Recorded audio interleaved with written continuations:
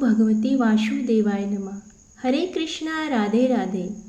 आज के इस वीडियो में हम श्रवण करने जा रहे हैं श्री सत्यनारायण व्रत कथा।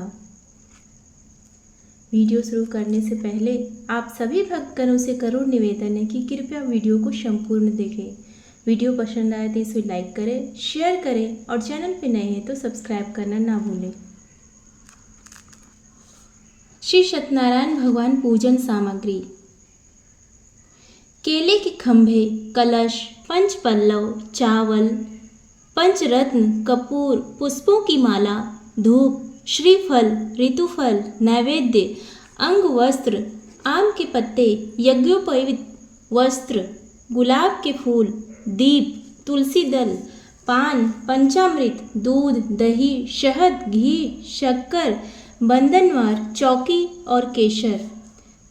सत्यनारायण भगवान पूजन विधि: श्री सत्यनारायण व्रत करने वाला पूर्णिमा एवं संक्रांति के दिन किसी भी समय स्नान आदि कर्मों से निवृत्त होकर पूजा स्थल में आसन पर बैठकर श्रद्धापूर्वक श्री गणेश, वरुण, गौरी, विष्णु आदि सभी देवताओं का स्मरण कर पूजन करें तथा संकल्प लें कि मैं सदा श्री सत्यनारायण भगवान की पूजा तथा कथा श्रवण करूँगा।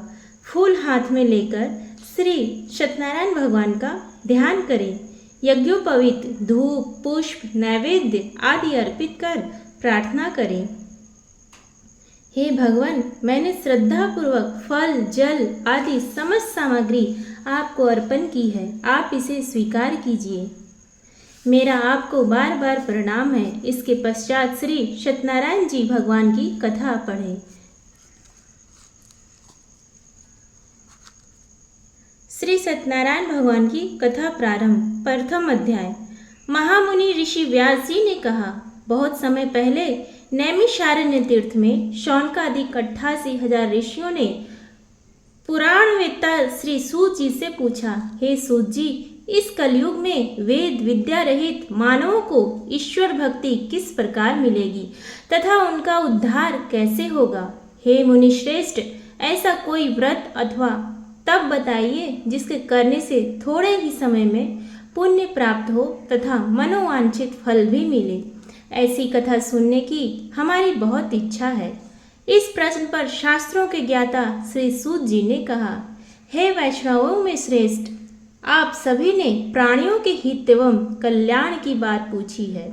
अब मैं उस श्रेष्ठ व्रत को आप लोगों से कहूँगा जिसे श्रेष्ठ मुनि नारद जी ने श्री लक्ष्मी नारायण भगवान से पूछा था और श्री लक्ष्मी नारायण भगवान ने मुनि श्रेष्ठ नारद जी को बताया था। आप सभी यह श्रेष्ठगण कथा को ध्यान से सुने। मुनिनाथ सुनो, यह सत्य कथा सब काल ही होय महासुखदायी, भवताप हरय और मनोरथ पूर्ण करे, सुख संपत्ति की अधिकाई, अति संकट में दुख दूर करे, सब ठौर कुठौर में होत सहाय। भगवान महात्म है, इसमें अपना कली में फल और जनाई। मुनि श्रेष्ठ नारद दूसरों के कल्याण हेतु सभी लोकों में घूमते हुए एक समय मृत्यु लोक में आ पहुँचे। यहाँ बहुत सी योनियों में जन्मे प्रायः सभी मनुष्यों को अपने कर्मानुसार अनेक कष्टों से पीड़ित देखकर उन्होंने सोचा कि किसी यत्न के करने से निश्चय ही प्राणियों के कष्टों का निवारण हो सकेगा। मन में ऐसा विचार कर श्री नारद विष्णु लोक गए। वहाँ श्वेत वर्ण और 4 भुजाओं वाले देवों के ईश नारायण, जिनके हाथों में चक्र, शंख, गदा और पद्म थे तथा वरमाला पहने हुए थे, को देखकर उनकी स्तुति करने लगे। नारद जी ने कहा, हे भगवान, आप अति शक्तिवान हैं। मन तथा वाणी भी आपको नहीं पा सकती। आपका आदि मध्य अंत भी नहीं है। आप निर्गुण स्वरूप सृष्टि के कारण भक्तों के कष्टों को नष्ट करने वाले हो। आपको मेरा शत शत नमन है। नारद जी इस प्रकार की प्रार्थना सुनकर विष्णु भगवान से बोले, हे योगीराज, आपके मन में क्या है? आपका किस कार्य हेतु यहाँ आना हुआ है? निसंकोच कहें। तब मुनि श्रेष्ठ नारद मुनि ने कहा, मृत्यु लोक में सब मनुष्य जो अनेक योनियों में पैदा हुए हैं, अपने अपने कर्मों द्वारा अनेक प्रकार के कष्टों के कारण दुखी हैं। हे स्वामी, यदि आप मुझ पर दया रखते हैं तो बताइए कि उन मनुष्यों के सब कष्ट थोड़े से ही प्रयत्न से किस प्रकार दूर हो सकते हैं। श्री विष्णु भगवान ने कहा, हे नारद, मनुष्यों की भलाई हेतु तुमने बहुत उत्तम प्रश्न किया है। जिस व्रत के करने से मनुष्य मोह से छूट जाता है, वह व्रत मैं तुमसे कहता हूँ, सुनो। अति पुण्य दान करने वाला स्वर्ग एवं मृत्यु लोक दोनों में दुर्लभ एक अति उत्तम व्रत है, जो आज मैं तुमसे कहता हूँ। श्री सत्यनारायण भगवान का यह व्रत विधि पूर्वक विधान पूर्वक संपन्न करने पर मनुष्य इस धरती पर सभी प्रकार के सुख भोग कर मरणोपरांत मोक्ष को प्राप्त करता है। भगवान के ऐसे वचन सुनकर नारद मुनि बोले, हे भगवान, उस व्रत का विधान क्या है, फल क्या है, इससे पहले किसने यह व्रत किया है और किस दिन यह व्रत करना चाहिए, कृपया कर मुझे विस्तार से समझाइए।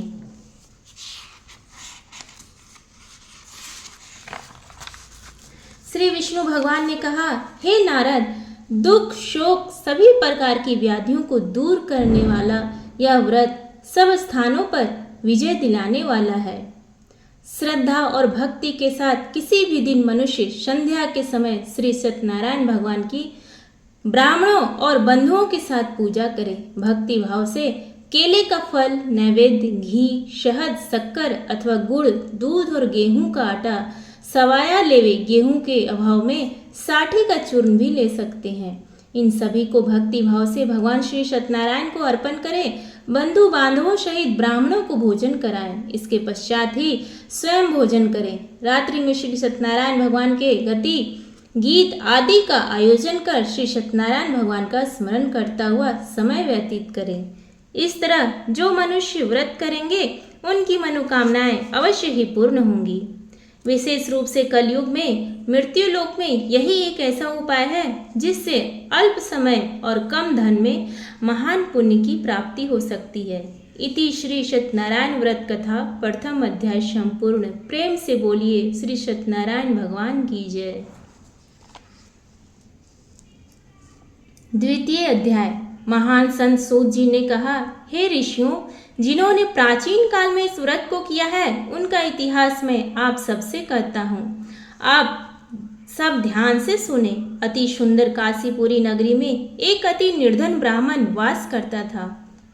वह भूख और प्यास से बेचैन होकर हर समय दुखी रहता था। ब्राह्मणों से प्रेम करने वाले श्री विष्णु भगवान ने उसको दुखी देखकर एक दिन बूढ़े ब्राह्मण का वेश धारण कर निर्धन ब्राह्मण के पास जाकर बड़े आदर से पूछा, हे ब्राह्मण, तुम हर समय ही दुखी होकर पृथ्वी पर क्यों घूमते हो? हे श्रेष्ठ ब्राह्मण, अपनी व्यथा मुझसे कहो, मैं सुनना चाहता हूँ। कष्टों से घिरे उस ब्राह्मण ने कहा, मैं निर्धन ब्राह्मण हूँ, भिक्षा के लिए पृथ्वी पर मारा मारा फिरता हूँ। हे भगवान, यदि आप इससे मुक्ति पाने का कोई उपाय जानते हो तो कृपा कर मुझे बताएं। वृद्ध ब्राह्मण का रूप धारण किए हुए श्री विष्णु भगवान तब बोले, हे ब्राह्मण, श्री सत्यनारायण भगवान मनोवांछित फल देने वाले हैं, इसलिए तुम उनका विधि पूर्वक पूजन करो, जिसके करने से मनुष्य सब दुखों से मुक्त हो जाता है। दरिद्र ब्राह्मण को व्रत का संपूर्ण विधान बतलाकर बूढ़े ब्राह्मण का रूप धरे श्री सत्यनारायण भगवान अंतर ध्यान हो गए। वृद्ध ब्राह्मण ने जिस व्रत को बतलाया है मैं उसको विधि विधान सहित करूंगा, ऐसा निश्चय कर वह दरिद्र ब्राह्मण घर चला गया। परंतु उस रात उस ब्राह्मण को नींद नहीं आई। अगले दिन वह जल्दी उठा और श्री सत्यनारायण भगवान का व्रत करने का निश्चय कर भिक्षा मांगने के लिए चल दिया। उस दिन उसको भिक्षा में अधिक धन मिला, जिससे उसने पूजा का सारा सामान खरीदा और घर आकर अपने बंधु बांधवों के साथ विधि पूर्वक भगवान श्री सत्यनारायण का व्रत किया। इसके करने से वह गरीब ब्राह्मण सब कष्टों से छूटकर अति धनवान हो गया। उस समय से वह ब्राह्मण हर मास व्रत करने लगा। श्री सत्यनारायण भगवान के व्रत को जो शास्त्र विधि के अनुसार श्रद्धा पूर्वक करेगा वह सब कष्टों से छूटकर मोक्ष प्राप्त करेगा। जो भी मनुष्य श्री सत्यनारायण भगवान का व्रत करेगा वह सब कष्टों से छूट जाएगा। इस तरह नारद जी ने श्री सत्यनारायण भगवान का कहा हुआ यह व्रत मैंने तुमसे कहा। हे श्रेष्ठ ब्राह्मणों, अब आप और क्या सुनना चाहते हैं, मुझे कहें। तब ऋषियों ने कहा, हे मुनीश्वर, संसार में इस विप्र से सुनकर किस किस ने इस व्रत को किया, हम सब सुनना चाहते हैं। मुनियों से ऐसा सुनकर श्री सूत जी ने कहा, हे मुनिगण, जिस प्राणी ने इस व्रत को किया है उन सब की कथा सुनो। एक समय वह धनी ब्राह्मण बंधु बांधवों के साथ शास्त्र विधि के अनुसार अपने घर पर श्री सत्यनारायण भगवान का व्रत कर रहा था। उसी समय एक लकड़ी बेचने वाला बूढ़ा व्यक्ति वहां आया। उसने सिर पर रखा लकड़ियों का गट्ठर बाहर रख दिया और ब्राह्मण के मकान में पानी पीने चला गया। प्यास से बेचैन लकड़हारे ने विप्र को व्रत करते देखा। वह प्यास को भूल गया। उसने विप्र का अभिनंदन किया और पूछा, हे ब्राह्मण, आप यह किसका पूजन कर रहे हैं? इस व्रत को करने से क्या फल मिलता है? कृपा कर मुझे बताइए। तब उस ब्राह्मण ने कहा, सब इच्छाओं को पूर्ण करने वाला यह श्री सत्यनारायण भगवान का व्रत है। इन्हीं की कृपा से मेरे यहाँ धन एवं ऐश्वर्य का आगमन हुआ है। ब्राह्मण से इस व्रत के बारे में जानकर वह लकड़हारा अत्यंत प्रसन्न हुआ। भगवान का प्रसाद व चरणामृत लेकर और भोजन करने के पश्चात वह अपने घर को चल गया।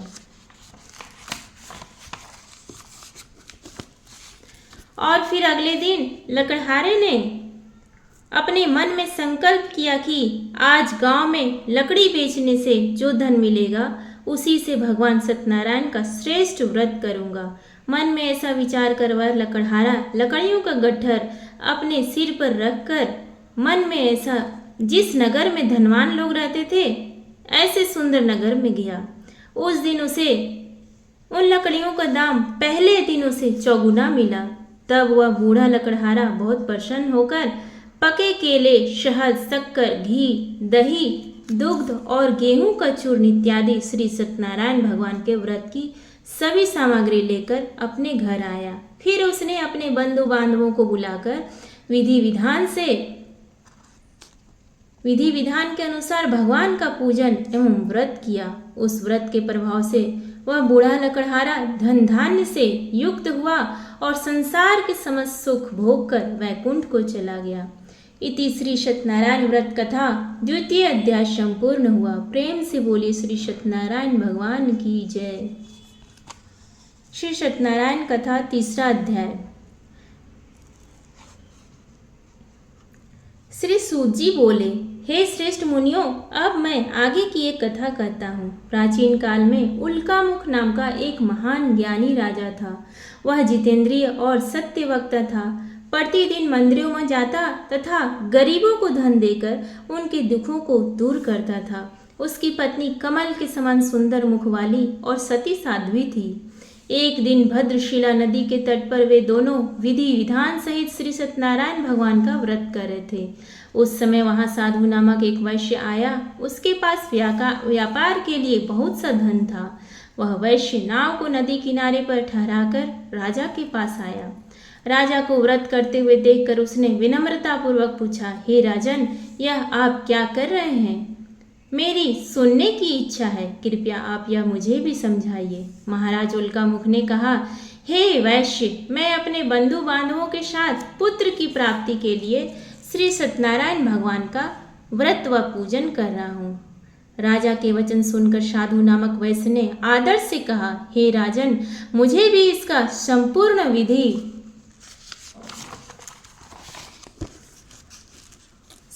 विधि विधान बताएं। मैं भी आपके कहे अनुसार इस व्रत को करूंगा। मेरे भी कोई संतान नहीं है। मुझे विश्वास है इस उत्तम व्रत को करने से अवश्य मुझे भी संतान होगी। राजा से व्रत के सब विधान सुन व्यापार से निवृत्त हो वह वैश्य सुखपूर्वक अपने घर आया। उसने अपनी पत्नी को संतान देने वाले उस व्रत के विषय में सुनाया और प्रण किया कि जब मेरी संतान होगी तब मैं इस व्रत को करूंगा। वैश्य ने यह वचन अपनी पत्नी लीलावती से भी कहे। एक दिन उसकी पत्नी लीलावती श्री सत्यनारायण भगवान की कृपा से गर्भवती हो गई। 10वें महीने में उसने एक अति सुंदर कन्या को जन्म दिया। दिनों दिन वह कन्या इस तरह बढ़ने लगी जैसे शुक्ल पक्ष का चंद्रमा बढ़ता है। कन्या का नाम उन्होंने कलावती रखा।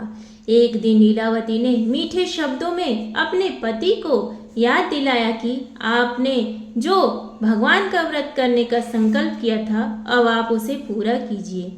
वैश्य ने कहा, हे प्रिय, मैं कलावती के विवाह पर इस व्रत को करूंगा। इस प्रकार अपनी पत्नी को आश्वासन दे वह व्यापार करने विदेश चला गया। कलावती पितृगृह में वृद्धि को प्राप्त हो गए। लौटने पर साधु ने जब नगर में सखियों के साथ अपनी विवाह योग्य होती पुत्री को खेलते देखा तो उसे उसके विवाह की चिंता हुई। तब उसने एक दूत को बुलाकर कहा कि उसकी पुत्री के लिए कोई सुयोग्य वर देख कर लाए। दूत साधु नामक एक वैश्य को आज्ञा पाकर कंचन नगर पहुंचा और देखभाल कर वैश्य की कन्या के लिए एक सुयोग्य वाणिक पुत्र ले आया। उस सुयोग्य लड़के के साथ साधु नामक वैश्य ने अपने बंधु बांधवों सहित प्रसन्नचित होकर अपनी पुत्री का विवाह कर दिया। दुर्भाग्य से वह विवाह के समय भी श्री सत्यनारायण भगवान का व्रत करना भूल गया।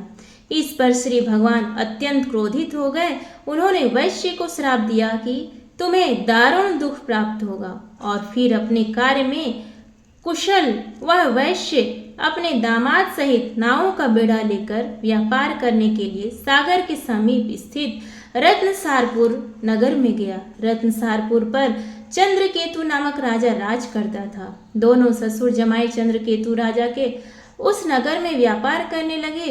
एक दिन भगवान श्री सत्यनारायण की माया से प्रेरित एक चोर राजा चंद्रकेतु का धन चुराकर भाग रहा था। राजा के दूतों को अपने पीछे आते देख चोर ने घबराकर राजा के धन को उस वैश्य की नाव में चुपचाप छुपा दिया।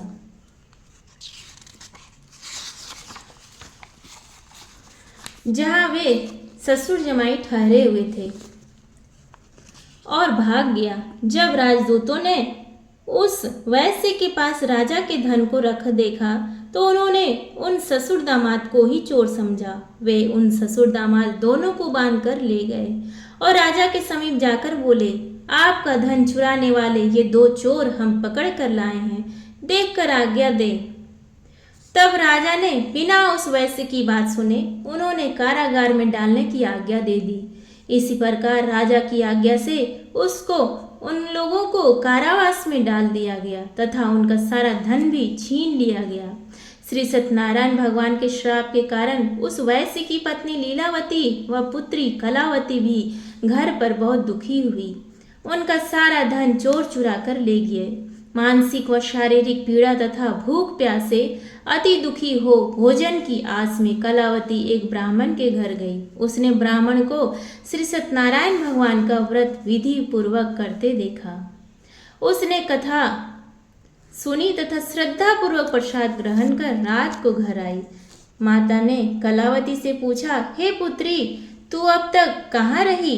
मैं तेरे लिए बहुत चिंतित थी। माता के शब्द सुन कलावती बोली, हे माता, मैंने एक ब्राह्मण के घर श्री सत्यनारायण भगवान का व्रत होते देखा है और मेरी भी उस उत्तम व्रत को करने की इच्छा है। माता ने कन्या के वचन सुनकर पति द्वारा व्रत करने का पूर्व में किया गया संकल्प याद करते हुए श्री सत्यनारायण भगवान के पूजन की तैयारी की। उसने बंधुओं सहित श्री सत्यनारायण भगवान का पूजन व व्रत किया और वर मांगा कि मेरे पति सहित और दामाद शीघ्र ही घर लौट आए। साथ ही विनती की कि हे प्रभु, अगर हमसे कोई भूल हुई हो तो हम सबका अपराध क्षमा करो। श्री सत्यनारायण भगवान इस व्रत से प्रसन्न हो गए। उन्होंने राजा चंद्रकेतु को स्वप्न में दर्शन देकर कहा, हे राजन, जिन दो वैश्यों को तुमने बंदी बना रखा है वे निर्दोष हैं, उन्हें प्रातः ही छोड़ दो। उनका सब धन जो तुमने अधिग्रहित किया है लौटा दो, अन्यथा मैं तुम्हारा राज्य, धन, पुत्र आदि सब नष्ट कर दूंगा। राजा से ऐसे वचन सुन कहकर भगवान अंतर ध्यान हो गए और फिर प्रातःकाल राजा चंद्रकेतु ने दरबार में सबको अपना स्वप्न सुनाया और सैनिकों को आज्ञा दी कि दोनों वैश्यों को कैद से मुक्त कर दरबार में ले आए। दोनों ने आते ही राजा को प्रणाम किया। राजा ने कोमल वचनों में कहा, हे महानुभावों, तुम्हें अज्ञानतावश ऐसा कठिन दुख प्राप्त हुआ है। अब तुम्हें कोई भय नहीं है, तुम मुक्त हो। ऐसा कहकर राजा ने उनको नए नए वस्त्राभूषण पहनवाए तथा उनका जितना धन लिया था उससे दोगुना धन लौटाकर आदर से विदा किया। दोनों वैश्य अपने अपने घर को चल दिए। इति श्री सत्यनारायण व्रत कथा तृतीय अध्याय संपूर्ण हुआ। प्रेम से बोलिए श्री सत्यनारायण भगवान की जय। सत्यनारायण भगवान व्रत कथा चतुर्थ अध्याय। सूत जी ने आगे कहा, वैश्य ने यात्रा आरंभ की और अपने नगर की ओर चला। उनकी थोड़ी दूर आगे बढ़ने पर दंडी वेशधारी श्री सत्यनारायण भगवान ने उसकी परीक्षा लेने हेतु उससे पूछा, हे वैश्य, तेरी नाव में क्या है? अभिमानी बड़े हंसता हुआ बोला, हे दंडी, आप ऐसा क्यों पूछते हैं? क्या धन लेने की कामना है? मेरी नाव में तो बेल और पत्ते भरे हैं। वैश्य के ऐसे वचन सुनकर दंडी वेशधारी श्री सत्यनारायण भगवान बोले, तुम्हारा ही वचन सत्य हो। ऐसा कहकर वे वहां से चले गए और कुछ दूर जाकर समुद्र के तट पर बैठ गए। फिर वह अभी माफी मांगने तथा अपना पश्चाताप करने आता होगा। दंडी महाराज के जाने के पश्चात वैश्य ने नित्य क्रिया से निवृत्त होने के बाद नाव को ऊंची उठी देखकर अचंभा किया तथा नाव में बेल पत्ते आदि देखकर मूर्छित हो जमीन पर गिर पड़ा। मूर्छा खोलने पर अति शोक करने लगा। तब उसके दामाद ने कहा, आप शोक ना करें, यह दंडी महाराज का श्राप है, अतः हमें उनकी शरण में ही चलना चाहिए, वही हमारे दुखों का अंत करेंगे। दामाद के वचन सुनकर वह वैश्य दंडी भगवान के पास पहुंचा और अत्यंत भक्तिभाव से पश्चाताप करते हुए बोला, मैंने जो आपसे असत्य वचन कहे थे उनके लिए मुझे क्षमा करें। ऐसा कहकर वह शोकातुर हो रोने लगा। तब दंडी भगवान बोले, हे वणिक पुत्र, मेरी आज्ञा से ही बार बार तुझे कष्ट प्राप्त हुआ है, तू मेरी पूजा से विमुख हुआ है। तब उस वैश्य ने कहा, हे भगवान, आपकी माया को ब्रह्मा आदि देवता भी नहीं जान पाते, तब मैं मूर्ख भला कैसे जान पाऊंगा? आप प्रसन्न होइए, मैं अपनी क्षमता अनुसार आपकी पूजा करूंगा। मेरी रक्षा कीजिए और मेरी नौका को पहले के समान धन से परिपूर्ण कर दीजिए। उसके भक्ति से परिपूर्ण वचन सुनकर श्री सत्यनारायण भगवान प्रसन्न हो गए और उसकी इच्छा अनुसार वर देकर अंतर ध्यान हो गए।